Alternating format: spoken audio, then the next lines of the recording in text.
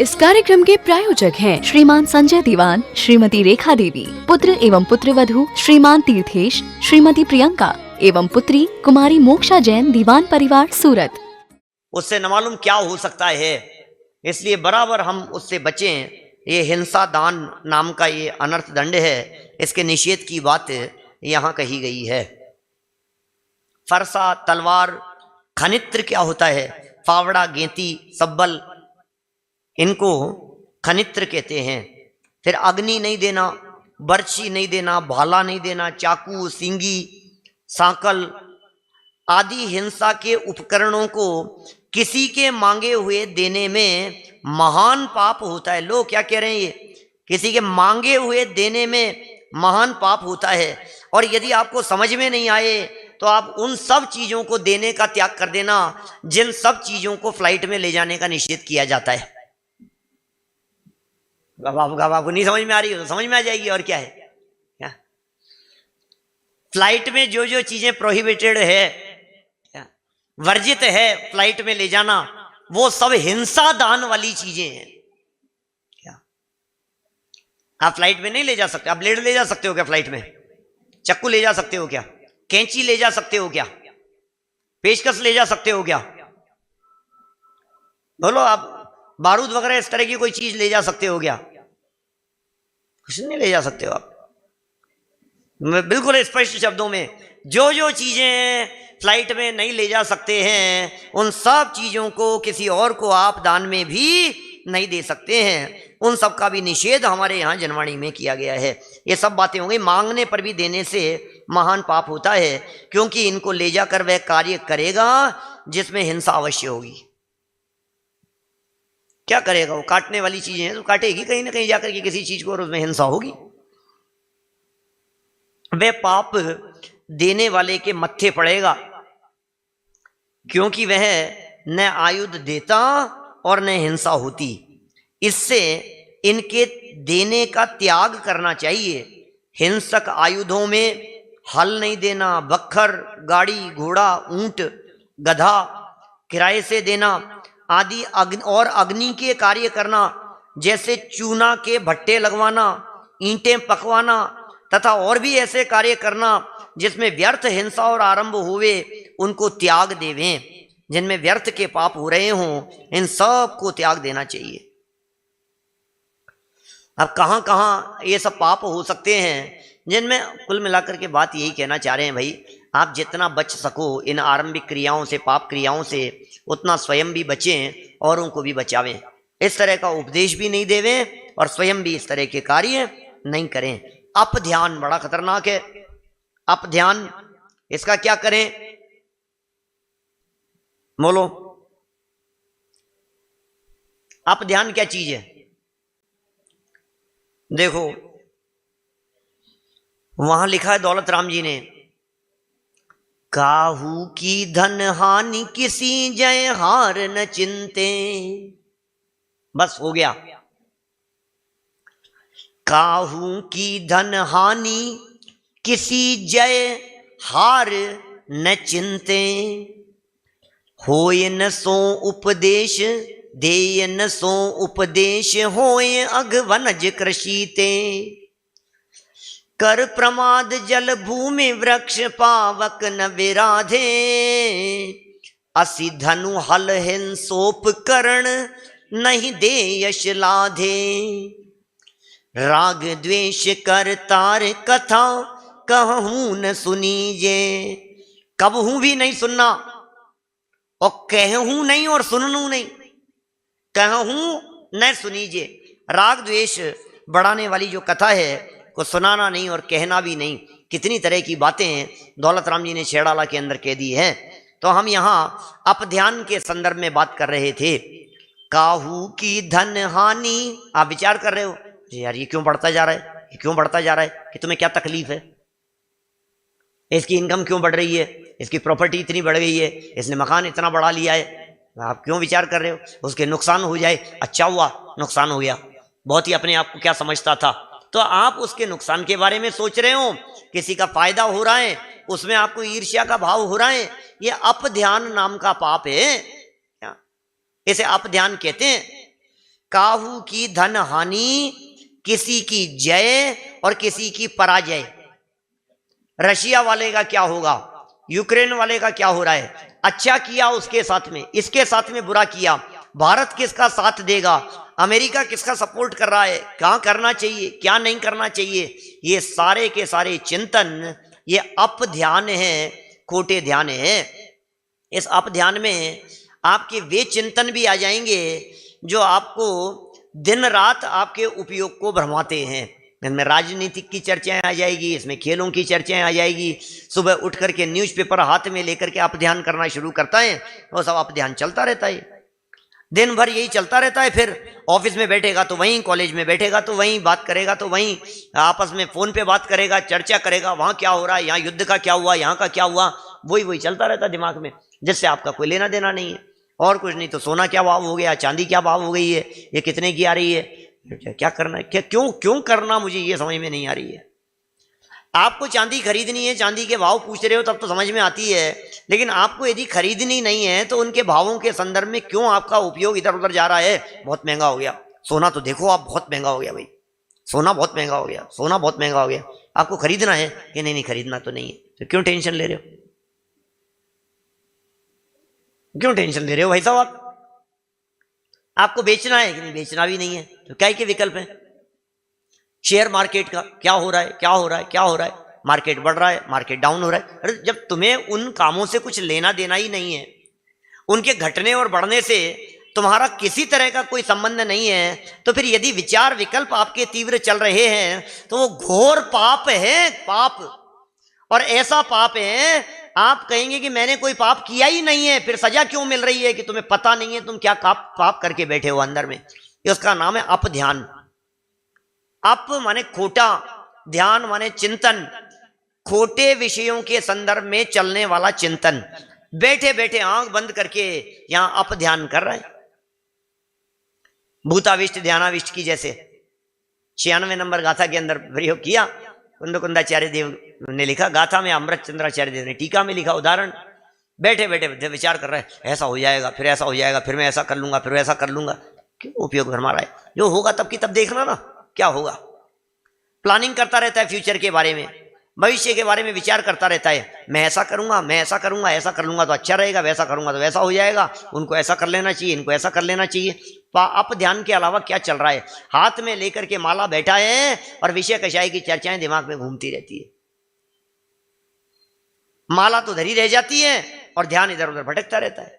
माला तो कर में फिरे, जीप फिरे मुखमाई, मनवा फिरे बाजार में, ये तो सुमिरन नहीं। क्यों साहब, लिखी कबीरदास जी की पंक्तियां हैं, माला तो कर में फिरे, जीव फिरे मुखमाई, और मनवा फिरे बाजार में, ये तो सुमिरन नाई। दिल पर हाथ रख करके सोचना, यहां बैठे बैठे आपका ध्यान कहां कहां चला जाता है। क्रमबद्ध पर्याय पढ़ाते हैं ना हम, तो वहां ये कहते हैं अंतर्मूढ़ से ज्यादा इसका उपयोग शुभ में नहीं टिकता,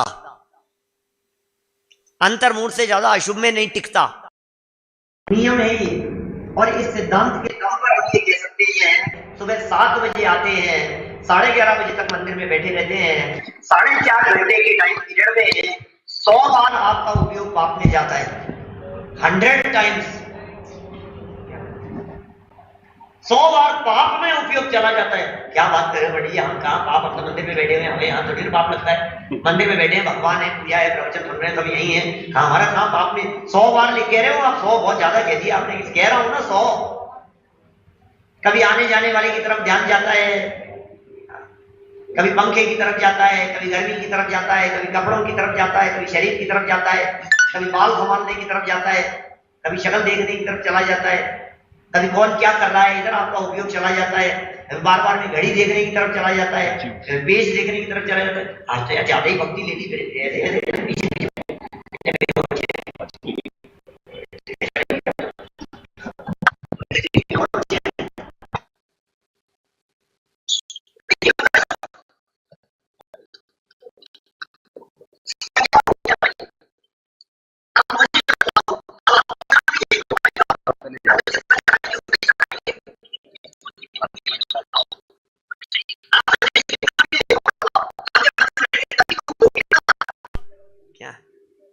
आपके देखने से क्या होगा, उन विकल्पों से क्या होगा।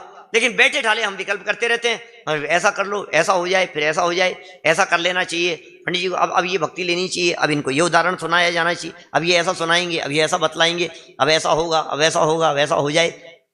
पाप ही पाप बांधता रहता है। थोड़ी भक्ति कर लो, थोड़ा सा नाच लो, कौन कैसे नाच रहा है, कौन कैसे खड़ा है, कौन कैसे आ रहा है। आप ध्यान की बात कर रहा हूं मैं, आपका ध्यान कहां कहां जा रहा है। बैठे बैठे सर खुजाने में जब आपका ध्यान जाता है तो आपको पता ही नहीं लगता है कि हमारा उपयोग पाप की तरफ जाकर के आ गया है।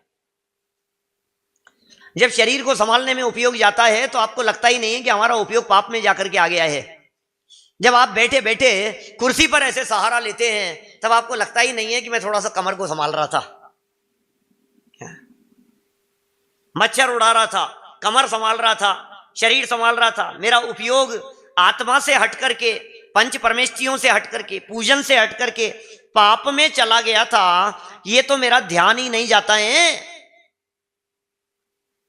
क्या ये अप ध्यान नहीं है? क्या ये खोटा ध्यान नहीं है? बैठे हैं मंदिर में और उपयोग जा रहा है न मालूम कहां, बैठे हैं यहां और मन जा रहा है पता नहीं कहां। इसी का नाम तो अप ध्यान है। अनर्थ दंड है ये, व्यर्थ के विकल्प हैं, खाम खां के विकल्प हैं। बड़ा आश्चर्य तो तब होता है भाई आवाज अपने बारे में विकल्प छोड़कर दुनिया के बारे में विकल्प करता रहता है। बोलो क्या कह रहे हैं ये?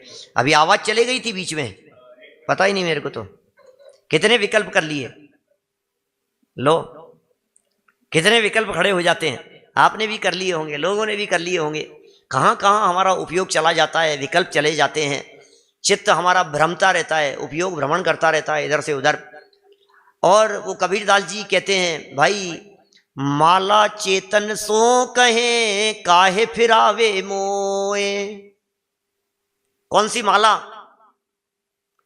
जिसको फेर करके ऐसा समझ रहा था बाहर में माला फिर रही थी, जवान फिर रही थी, अंदर में मन फिर रहा था बाजार में, तो वो माला कहती है क्यों फिरा रहा है मेरे को, क्यों फिरा रहा है। माला चेतन सो कहे काहे फिरावे मोए, और मनवा क्यों नहीं फेरता मुक्ति मिलावे तोए। अपने मन को क्यों नहीं फेरता है, फेरना हो तो अपने उपयोग को क्यों नहीं फेरता है। बाहर में दौड़ती हुई परिणति को अपने स्वभाव सन्मुख करने का प्रयत्न क्यों नहीं करता है। करने योग्य तो वो काम है। फेरना है तो उपयोग को फेरो, बदलना है तो मन को बदलो। यदि परिणमित कराना है, समेटना है, तो अपने उपयोग को समेटो। कह रहे हैं यहाँ अप ध्यान के माध्यम से। जरा देखिए क्या क्या बातें कही है, पढ़ते हैं कुछ बातें। पेज नंबर 558 यहाँ सामने खुला हुआ है। वध बंद छेदार देर देशा दाराच पर कलत्रा दे, आध्यान ध्यानम शासति जिन शासने विशदा। ओ क्या कह रहे हैं? आध्यानम अपध्यानम, आध्यानम अपध्यानम।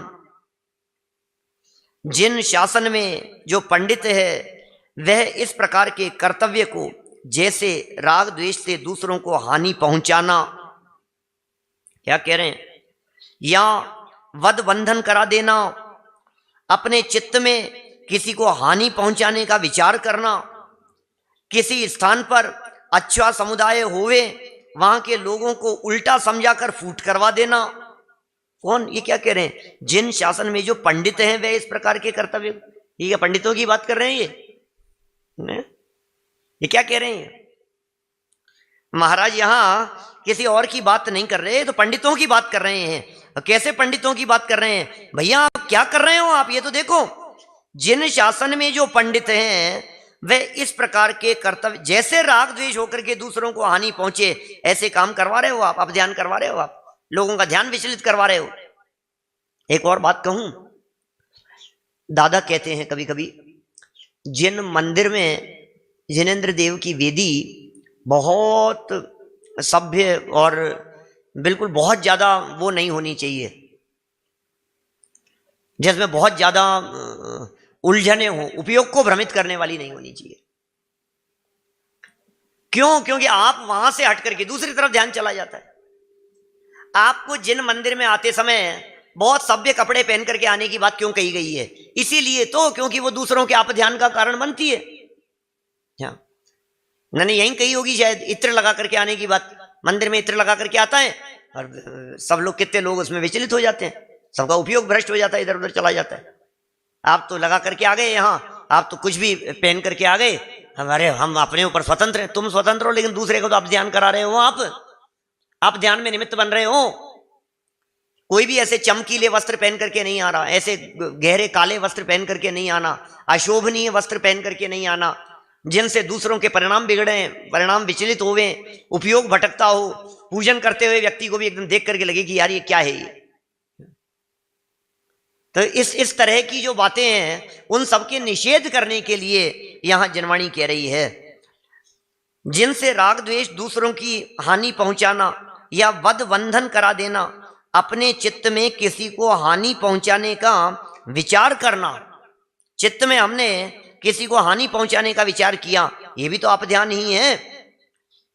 किसी स्थान पर अच्छा समुदाय होवे, बहुत अच्छा समुदाय था, बहुत अच्छा संगठन था, अब कहना तो नहीं चाहिए लेकिन समाज में देखो आप जगह जगह क्या हो रहा है। बहुत अच्छा संगठन था, वहां पहुंच गए फूट डलवा दी, क्या सब तोड़ दिया समाज को। तो भाई आप ध्यान करवा रहे हो, आप खोटा चिंतन करा रहे हो आप। अरे तुम वहां क्यों जाते हो, तुम यहाँ क्यों जाते हो, तुम ऐसा क्यों करते हो, तुम वैसा क्यों करते हो, ऐसा मत किया करो, वैसा मत किया करो। ये जबरदस्ती के व्यर्थ के प्रपंचों में दूसरों के संगठन को, धार्मिक संगठनों को, आयोजन होने वाले कार्यक्रमों में विघ्न उत्पन्न करने की ये चेष्टा, ये सब क्या है? अप ध्यान है, खोटे ध्यान के अंतर्गत ये बातें आएगी। ठीक है, और चलें आगे। उलझा कर समझा कर उन्हें फूट करा देना या किसी की स्त्री को और प्रकार से समझाकर उसकी हंसी उड़वाना। लो, ये सब होते हैं, इस तरह के काम करते रहते हैं रोजाना बैठे ठाले, और कुछ नहीं है। दूसरों को नीचा दिखाकर या कलह कराकर आप बड़ा आनंद मानना। कलह करा करा करके आनंद मानता है, ऐसे मजा आता है दूसरों की हीनता देखने में, दूसरों को परेशानी में देखने में, दूसरों के अच्छे काम बिगड़ते हुए देखने में इसे आनंद सा आता है। इत्यादि सब अपध्यान अनर्थ दंड है, इसका त्याग करना चाहिए। अपध्यान का भी त्याग होना चाहिए। कितनी बातें हो गई भाई साहब। पाप का उपदेश नहीं देंगे, हिंसा की वस्तुओं का दान नहीं देंगे, और खोटे बातों का ध्यान नहीं करेंगे। और आगे बढ़ते हैं। दुश्रुति क्या है, यह अनर्थ दंड कैसा है? दुश्रुति, श्रुति माने होता है सुनना, दुश्रुति माने खोटी बातें, दिल पर हाथ रख करके सोचना। जब कोई व्यक्ति आपको किसी के बारे में कोई गलत बात बता रहा होता है, आपका मन कितना करता है कि और सुना, हाँ और बता दो सही, फिर क्या हुआ, फिर क्या हुआ। आप खराब बातें क्यों सुनना चाहते हो, आप बुरी बातें क्यों सुनना चाहते हो? ये दुश्रुति नाम का पाप नहीं है। हमें पाप की बातें सुनने में जो इंटरेस्ट दिखाई देता है उसे ही तो दुश्रुति नाम का पाप कहा गया है। गलत बात सुनना ही नहीं, हमें सुनना ही नहीं है ना किसी के बारे में, किसके घर में क्या चल रहा है, किस व्यक्ति की लाइफ में क्या चल रहा है, किसने किसके साथ में क्या किया है। इन बातों को सुनकर हम अपने कर्णेंद्रिय का दुरुपयोग क्यों करें? ये कर्णेंद्रिय हमें दुरुपयोग करने के लिए तो नहीं मिली है भाई साहब। ये कर्णेंद्रिय हमारे को दुरुपयोग के लिए मिली है क्या? जिनवाणी के वचन सुनने के लिए हमें कर्णेंद्रिय की प्राप्ति हुई है ना। अब जिन वचन नहीं सुन करके हम खोटी बातें सुने। कोई व्यक्ति आपके बारे में क्या कह रहा था, भाई मालूम है तुम्हारे बारे में बहुत बुराई कर रहा था वो, बोलो आप क्या कहेंगे? बोलो भाई श्रेय है, वो तुम्हारे बारे में बहुत बुराई कर रहा था, क्या कह रहा था? नहीं बताओ तो सही क्या कह रहा था, पता तो लगे मेरे को।